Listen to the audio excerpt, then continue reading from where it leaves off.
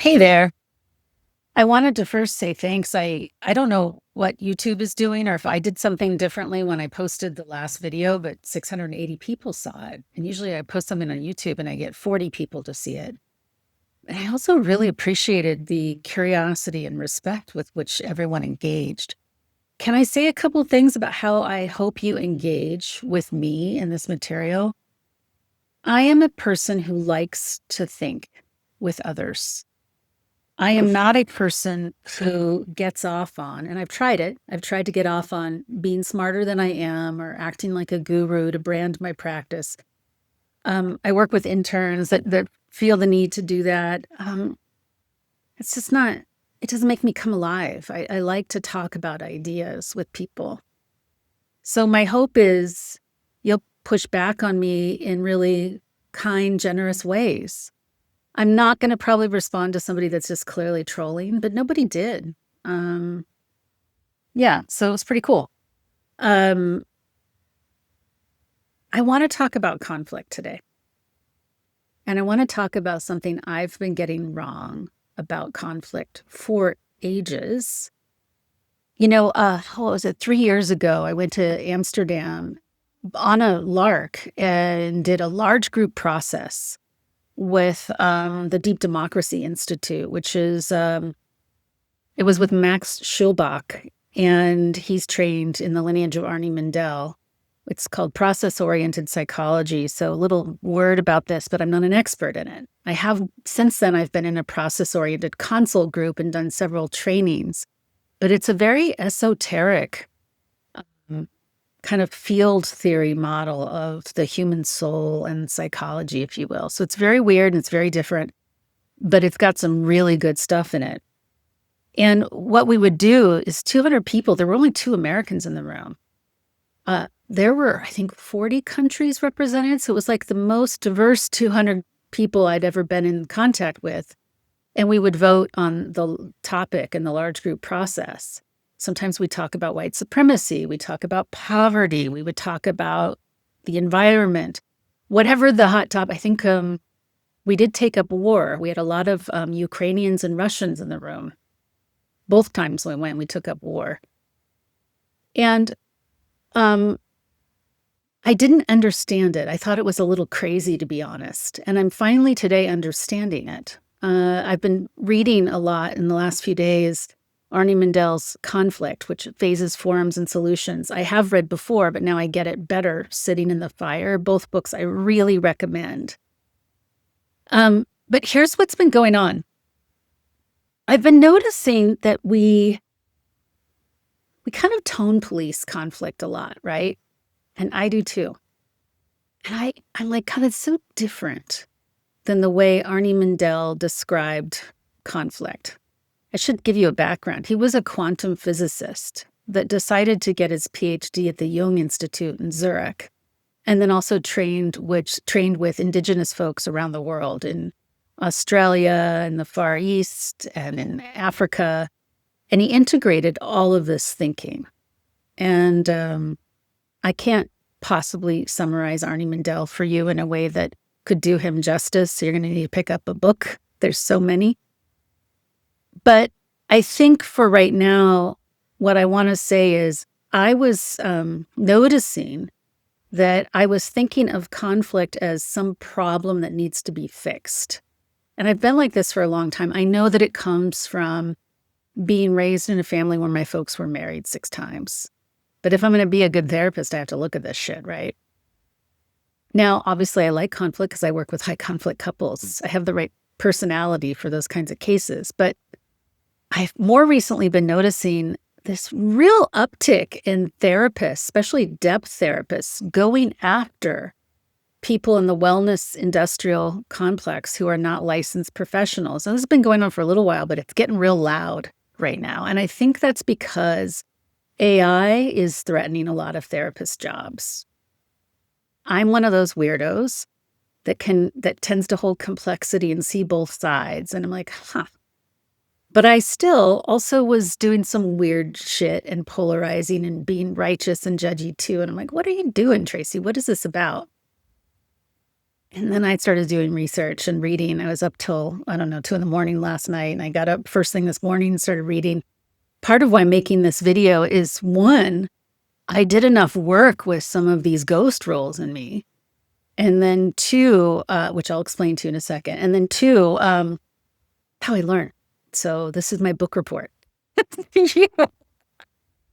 Um, but I have certain rank. I've been a therapist. I saw my first client 23 years ago on June 1st, 2026 will be 23 years. So I'm sure I'll have some blind spots, and I'm happy to hear about them. I'm also a white lady that grew up in the US, although I am a full-on immigrant now, living here in Germany where I don't speak the language. But, we all have blind spots, and that's why we have to learn in dialogue, to me. So can I teach you what I learned about conflict, not as a pathology or a problem, but that just like the phases of the moon, conflict has necessary phases in it? You want to hear about this? I think it's super cool and weird. And I also think it's really helps you understand without getting political, power, rank, privilege, marginalization, without getting steeped into any sort of political forum. You'll see when I share. So if conflict is not a breakdown, it's actually just a series of phases. And if you start thinking about conflict that way, you'll get a lot less rattled, right? I tend to really like phase 1 and phase 4 because those are the touchy-feely. Phase 4 is like spiritual, and phase 1 is, oh, we all just get along and everything's fine, right? But let me explain the 4 phases. So you ready? This would be a place maybe you want to take some notes. Phase 1 is the polite, kind of managed harmony phase. We're all getting along, but we're probably not acknowledging stuff that's going on under the surface. It tends to kind of be about status quo. Let's just keep everything status quo, right? Phase 2 has the function of, okay, parts of ourselves, emotions that we're not expressing, marginalized identities who haven't had a voice. I would say ghost roles. Ghost roles can also be nature, doesn't always have to be people. There starts to be this pressure cooker, right? And all of a sudden, a role in a system that hasn't been giving voice will burst forward, and it looks like conflict. When we were doing this large group process in Amsterdam, and then I flew to Nairobi, Kenya, and did it again there, people would scream at each other, right? And I'll say more about that in a little bit. It's got a war energy. It's kind of like the energy that we're in right now. Lots of polarization and shoutiness.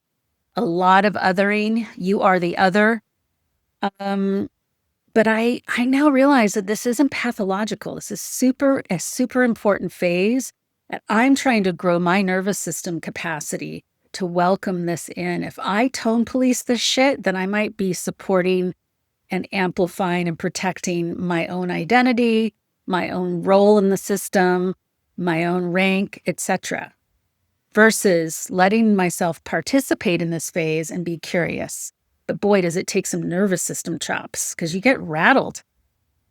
But after you're in this phase long enough, and especially if you have a good group facilitator that really understands how energy moves through groups. I think we did war when I was in Kenya, and it was wild. And there was one ghost role that I picked up for the group, and I grabbed the mic. I played the role of a child. It's all these grown-ups shouting at each other. I'm like, I'm a kid here. I don't want to participate. I don't know what this is about. I just want to go play.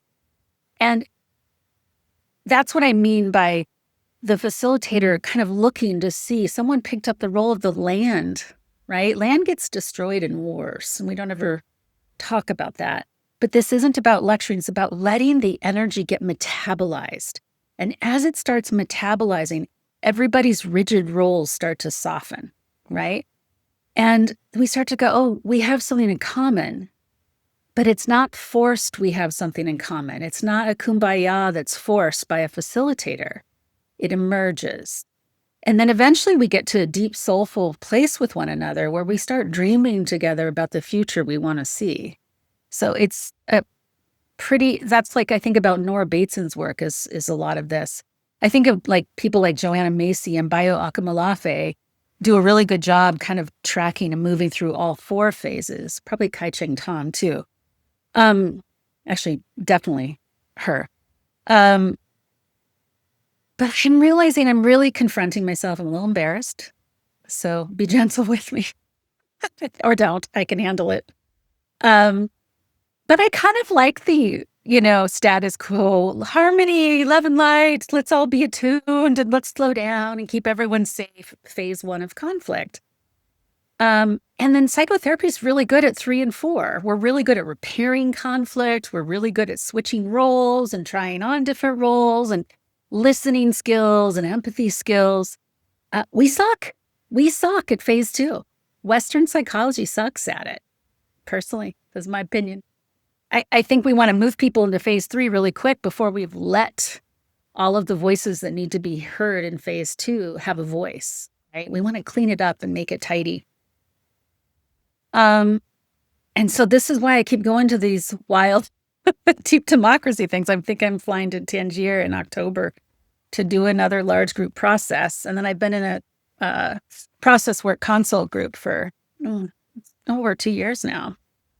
Because if you don't learn how to facilitate these phase 2 high conflict phases, all of the marginalized voices, and remember, we're not talking about marginalized like just in terms of identity. We're talking about anger or fear or joy sometimes. The feelings that aren't being expressed get put underground, or the positions that aren't being expressed get put underground. Maybe the earth doesn't have a voice. I know that sounds strange, but it's the place that the system starts metabolizing what harmony and politeness can't metabolize. And when we rush to de-escalate, we're actually restoring comfort. Ready for this one? When we rush to de-escalate, we are restoring the comfort to those who hold the most power and rank in the system. Now, that may sound political, but I'm just being psychological. This is how systems works. We're talking about digesting something, letting something complete. Okay. But here's the thing. I've thought about this a lot in these groups because I'm like, God, some people are really blown out here. And there's I have compassion for why we avoid phase 2 because it's really freaking hard on the nervous system, right? And if you've got some trauma, it's hard to sit in those rooms, right? We have a lot of identity stuff come up when we're sitting there. You have to have a lot of ego strength to be in these conflict spaces. Otherwise, you're more interested in protecting your self-concept than you are in protecting the group or the community. Moving people, we avoid phase 2, this conflict, because if we're somebody that holds any power or rank with the status quo, we're going to have to take a look at it, right? And it's super hard, just like identity stuff is super hard. And like me, like I said, I have this like old schema, which is when there's conflict, I serve the role in my family system to try to keep mom and dad from getting divorced yet again. So I don't like phase 2 very much, right? So there's something really psychological for me there. And then the last, you think about negative capability, or I've said this in my last video, we don't like uncertainty. Our brains don't like it. We start to feel like we're going to be annihilated if we can't know what's going to happen. But staying in a phase 2 cycle really requires an act of faith that the cycle will complete. But most of us were never taught to trust that this is almost like a composting cycle, the compost, and then it becomes fertilizer for these beautiful flowers that are going to bloom. We don't know to trust that. I was wondering, I was thinking about, okay, so if there's these marginalized voices or roles or emotions that these high conflict phases are trying to bring out, what does that actually look like while you're in the middle of it? And we did some of this morning in my consult group.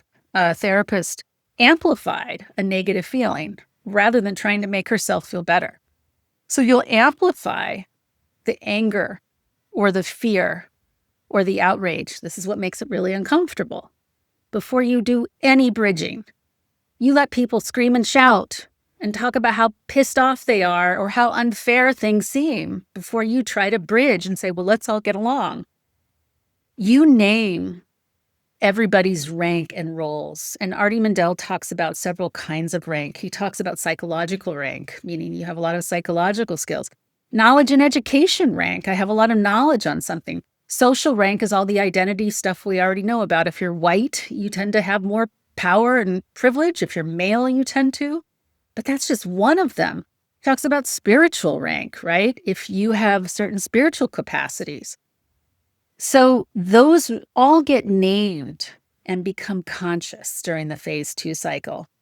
And then you invite in those ghost rules that I mentioned, like children or emotions that aren't allowed or the land, right? Or nature. But this was the piece that when I was reading conflict phases that really confronted my ass. We as therapists may not do this, but in process work, the facilitator has to be willing to be changed. We have to hold our theory loose enough that we are willing to be changed by that phase 2 process. And I remember we did a topic one day on suicide. And, I remember the facilitator cried in the middle of the conversation and just started bawling. And it was profound. It was so important. So, I think about when I was in Kenya, the ancestors came up a lot as a ghost role that weren't being, artists came up, right? We have lots of scientists, but what about the artists? All right. Some other questions to think about. What is this conflict trying to complete? Just again, to rename these books, Sitting in the Fire by Arnie Mindell, and then Conflict, Phases, Forms, and Solutions are 2 books I would recommend.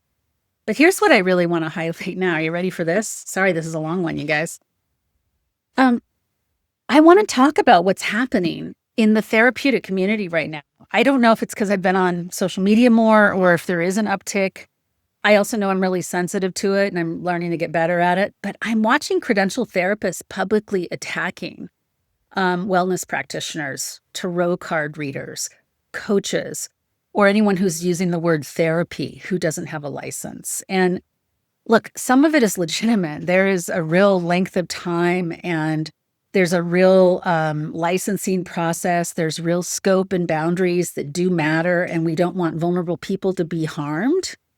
But I gotta say, I think we're avoiding something else is being acted out. And this is actually phase 2 getting acted out in the professional community of therapists. The field was in phase 1 for a long time, and then the wellness industrial complex kind of swooped in and has been swooping in for a long time. And my prediction is it's getting really, really hot right now because a lot of therapists are feeling really threatened by artificial intelligence. I mean, I would say roughly half my clients come in starting session telling me about their latest conversation with one of their AIs. And I have to imagine other therapists are hearing some of that too. I noticed that I had my own blind spot. I commented on another therapist's post that I got kind of jealous because this woman I became friends with called herself a trauma therapist and she had no master's degree in psychology. And then I just easily wrote her off, even though I know that she was good at what she did. I was really irked at what felt like misleading people, right? And she got to deal with Penguin. And I moved past it by hiding behind my own professional license and identity. And I went and did Mindell level process work with this and discovered that there's some ways that what she did is she was like, I don't need to be sanctioned by academia to know that I have real value here. And that was the ghost rule that she walked through a door that my own training and guild says, no, you have to have a specific key to get in that door. And if you don't, that's a no-no, right? That's some rank stuff. Doesn't mean that there aren't other complexities here, but I didn't stay in phase 2 long enough to figure it out. I just wrote her off using my rank. And more recently, a psychoanalyst that I really dig, I really respect him, has been publicly attacking practitioners. And he's kind of been telling them, they can't be calling themselves therapists without credentials and implying that they're charlatans. And I can't believe therapists are using tarot cards in sessions. But you know what? His critique has been about policing rather than actually staying in the face too. He's using his rank to police. And I'm like, oh, stay in the conflict, stay longer. And oh, to me, Tracy, stay in the conflict. Because if we were to stay in the conflict, we'd ask, well, why are people going to coaches or tarot readers or psychics or AI? And actually asking with real curiosity, because the answer contains information about psychoanalysis that I think would be really uncomfortable to see, or would contain information about Western psychology as it's delivered that would be really uncomfortable to see. So I don't buy that it's just about protecting the consumer, right? Let's be honest. And some of this was stated. It's very expensive. It's very long and often slow.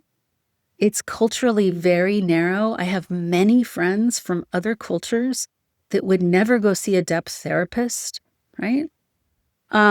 It has a very complicated history with women and queerness and non-Western ways of understanding the soul. And we just have to not get defensive about that and sort of stay in the dialogue. I don't think it helps us when we're not distinguishing between harm and heresy. And if it's just about heresy, policing, oh, you're a heretic to my depth psychology training. Well, you're trying to pull us back into one and keep the status quo as is. The ghost roles that he's not seeing are the gatekeeper role that he's playing, the high priest of legitimate interiority. Only we have been trained and sanctioned with the skills to describe what's going on in the unconscious. It's like the colonizer of the interior life, or the charlatan role. I mean, all these roles would get played out if you had a facilitator and threw us all into a room and had a big conversation. And when I say us, I would include depth therapists, behavioral therapists, tarot readers. I would have coaches. I would have witches, body workers, energy healers. I'd throw us all in the room and have a process work facilitator help facilitate a big fight. I think it would be pretty cool. The thing that I find the interesting, because this happened on a listserv, an analytic listserv I was on recently too, is that analysts don't realize the rank that they carry. They have the highest accumulated rank in the helping world, okay? And it is hard-won rank, but hard-won rank is almost always the most defended. They probably have the lengthiest training of any therapist out there, the most sophisticated and very difficult to get. But that means you defend it tooth and nail. But that means you're not always aware of how much privilege you hold and how much gatekeeping you may unwittingly be doing. Sorry, this is so long. Thanks for hanging in there. They also carry this kind of knowledge rank, this implicit claim to understand the unconscious more deeply than any other person on the planet. And that's worth naming. This is not meant to be an accusation. My God, I freaking have analytic friends, and just being around them sometimes, I'm just sucking in all their knowledge. But I think we have to, this is again about our system changing. And we'll stay stuck if we can't be in this fight a little longer. And if we just make it about heresy and maintaining our privilege and the harmony and status quo. I mean, the sharpest irony is when you have some analyst who's built their career on the premise that surface presentations obscure deeper truth is treating unlicensed practitioners as the surface representation of all unlicensed practitioners. Not true. This is about a rank failure, in my humble opinion. Yeah, and I know people say, oh, what about the ethics and the degrees and blah, blah, blah, blah, blah. I'm not going to get into that here. I live in a country with a lot of rules now, and you can rulify life to try to protect yourself, but you can't protect yourself enough to not have to get into a mosh pit and actually work things out and learn and grow and be changed by these conversations. And that's where we're at. And AI is going to force us to have this conversation, us therapists. How might you play with these ghost roles, whether it's the gatekeeper, the charlatan?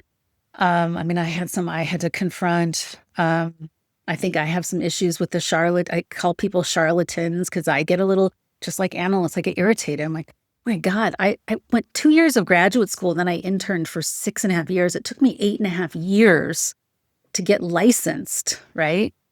So I get it, and I'm with you. But look, we have to start with ourselves and ask, what is this person doing that I have shut down in my own practice? Are they creative in a particular way?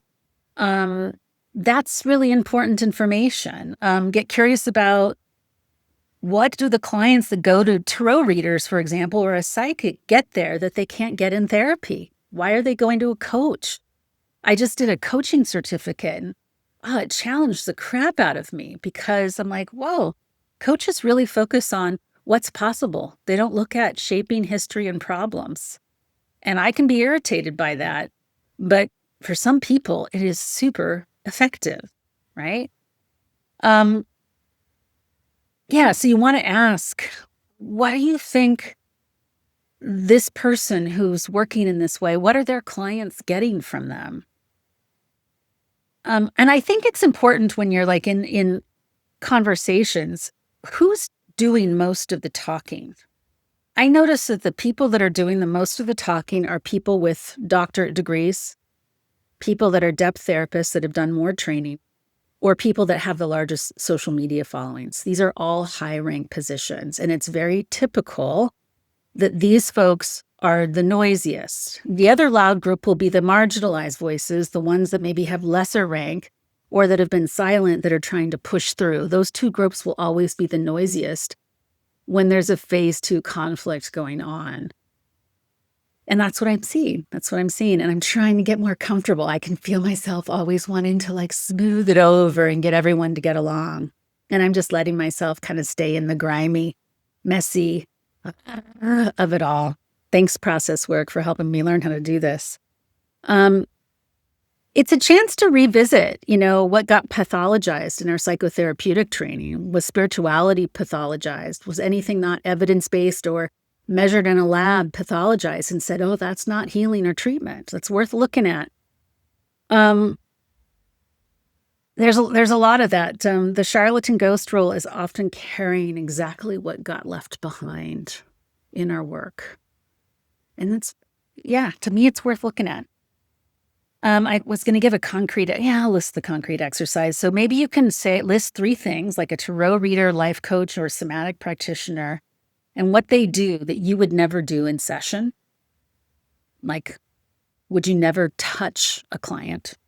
Would a tarot reader, I don't know enough about tarot readers to know what they would do in session, but I do have an idea of what a life coach does in session now, right? And ask, honestly, would I not do some of these things in session that they do because I think it would harm the client? Or because it would make me uncomfortable to do it? Or because my training has no framework for it? And I think what's really hard is we don't recognize how much our identity and the work that we do is wrapped up in what we've been trained to do. And in these tensions, in these conversations, we're being invited to hold more nuance and complexity. 29 minutes, y'all. Oh, man. Well, if you watch this whole thing, awesome. I'm going to take the transcript of this and plug it into an AI and have it summarize. You can skip around, hopefully. But my hope is that you'll add so much more to this conversation. I'm already expecting defensiveness from therapists. Please go ahead. I'm a therapist. I get defensive too. But let's know that I'm intentionally entering that phase 2 space. And so I may not get into a polarized back and forth with you because I'm not making a claim of anything. What I'm doing is I'm challenging my own rank, I'm challenging my own identity. I'm challenging my own patterning. And I'm trying to pay attention to what marginalized emotions, voices, roles, and systemic pieces are not coming out in the current dialogue, and who is actually taking up a lot of space in this dialogue and why. So I don't really have a vested interest in being right?